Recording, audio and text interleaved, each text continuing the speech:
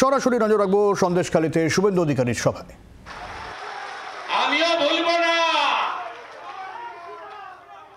এ রাজ্যে বিজেপি সরকার হলে সন্দেশখালীর ঘটনায় কমিশন বসবে, আর যে মহিলাদের আপনি জেল খাটিয়েছেন মমতা ব্যানার্জি, আপনাকেও এই মহিলাদের মিথ্যা মামলায় জেল খাটানোর জন্য আপনাকেও জেলে পাঠাবে বিজেপি। বদলা তো নেব, সুদ সহ নেব, আইন মেনে নেব, সংবিধানের মধ্যে থেকে নেব। আমাকে হারাতে গেছিল কলকাতা থেকে, আমি হারিয়ে পাঠিয়ে দিয়েছি।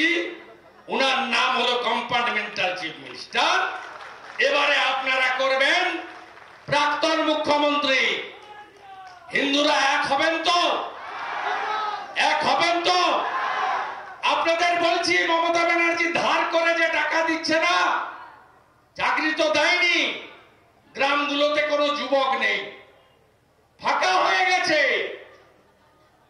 সব বাইরে রাজ্যে চলে গেছে, কোথাও চাকরি নেই। লক্ষ্মীর ভান্ডার 1000 টাকা আর ভোটের আগে 60,000 টাকা। আপনি জেনে রাখুন, আপনি 1 কোটি টাকা দিলেও কোন হিন্দু পরিবার, জনজাতি পরিবার আপনাকে ভোট দেবে না। আর কেন্দ্রীয় সরকার যদি 1 কোটি টাকা দেয়, তাহলে কাসেমের মতো 2-4 জন হাতে গোনা ছাড়া মুসলমানরাও বিজেপিকে ভোট দেবে না। মুসলিম ভোট বাদ দিয়েই আমরা ভোটে জিতি। আমি জিতেছি নন্দীগ্রামে, আমার ভাইকে জিতিয়েছি কাঁথি লোকসভায়, অভিজিৎ গাঙ্গুলিকে জিতিয়েছি তমলুক লোকসভায়, নন্দীগ্রামে 2000-এর লিডকে 8000 করেছি। এত অত্যাচার সরবেড়িয়া, বেড়মজুর 1-2, জেলিয়াখালী, এত অত্যাচার, এত নেতাকে জেলে ঢুকিয়েছিল ভোটের দিন, ভোটের আগের দিন। বহু বুথে গ্রামে হিন্দু ভোট দিতে দেয়নি। তারপরেও সন্দেশখালীতে রেখা পাত্রকে আপনারা 7000 ভোটে জিতিয়েছেন। সন্দেশখালী জিন্দাবাদ, সন্দেশখালী জিন্দাবাদ, সন্দেশখালী জিন্দাবাদ। সন্দেশখালী যে পথ দেখিয়েছে, আগামী দিনে পশ্চিমবঙ্গ সেই পথে হাঁটবে। কৃষ্ণ কৃষ্ণ হরে হরে, কৃষ্ণ কৃষ্ণ হরে হরে, কৃষ্ণ কৃষ্ণ হরে হরে, হরে কৃষ্ণ হরে হরে। দুনিয়ার হিন্দু, দুনিয়ার হিন্দু।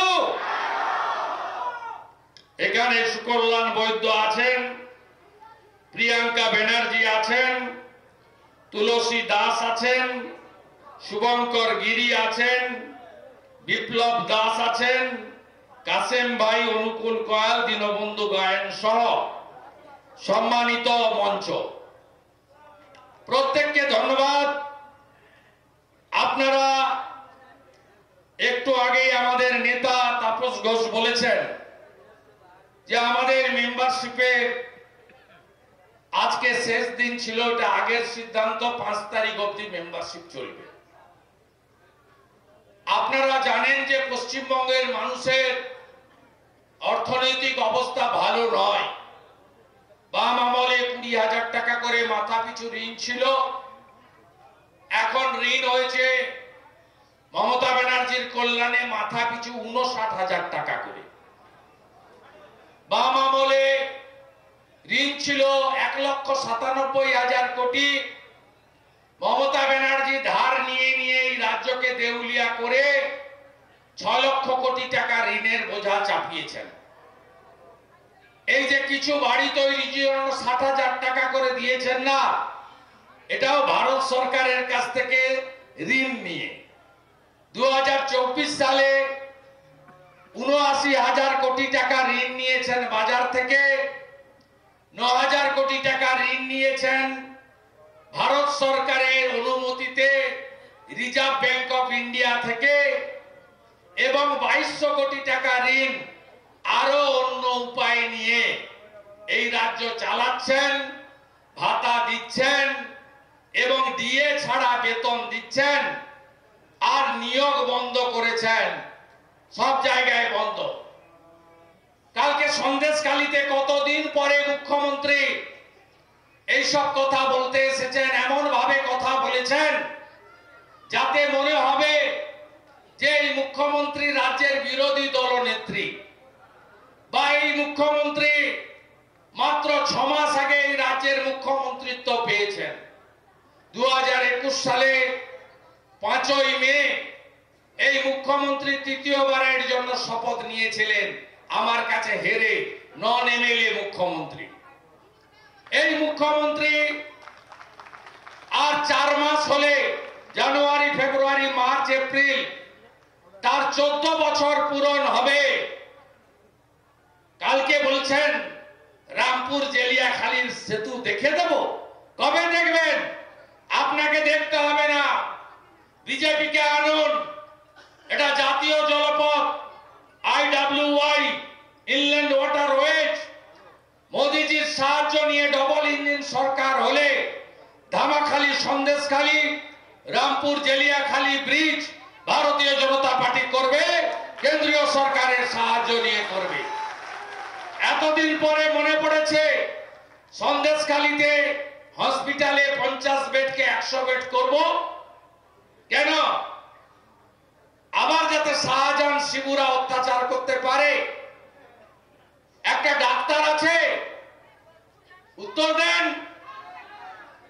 হসপিটালে পরিষেবা পান? আর দুরারোগ্য ব্যাধি হলে আপনাদেরকে পশ্চিমবঙ্গের বাইরে যেতে হয়, কটকে যেতে হয়, ভেলোর সিএমসিতে যেতে হয়, মুম্বাই টাটা ক্যান্সার হসপিটালে যেতে হয়, বাঙ্গালোরে যেতে হয়, ডক্টর দেবী শেঠির হসপিটালে। চোখ দেখাতে গেলে হায়দ্রাবাদ যেতে হয়, গ্যাস্ট্রোএন্টারোলজির জন্য চণ্ডীগড় এবং হায়দ্রাবাদে যেতে হয়। স্বাস্থ্যসাথীর ওই ভুয়া কার্ড চলে, নিয়ে গেলে বলে কার্ড না ক্যাশ। যদি বলেন কার্ড, বলে ডাক্তার নেই, বেড নেই, পরে আসুন। আর যদি বলেন ক্যাশ, বলে এখনই চলুন, সব রেডি। আয়ুষ্মান ভারত চালু করতে দেয়নি। বাংলার আওয়াজ, বাঙালির আবেগ, জি 24 ঘন্টা।